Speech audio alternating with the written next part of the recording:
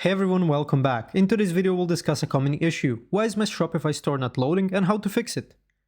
First things first, log into your Shopify account at shopify.com and access your admin dashboard.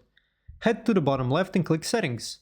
In the settings, navigate to the Plans section. Ensure you have an active plan. If not, this could be the reason your store isn't loading. Make sure your payment methods are also up to date.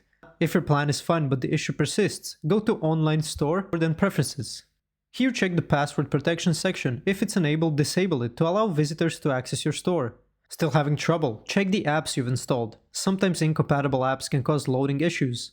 Go back to Settings and select Apps and Sales Channels.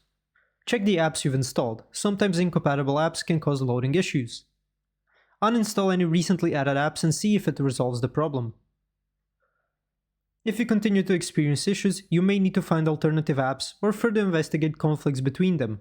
Thanks for watching. If this video was helpful, please like and subscribe to our channel for more tips and tutorials. See you next time.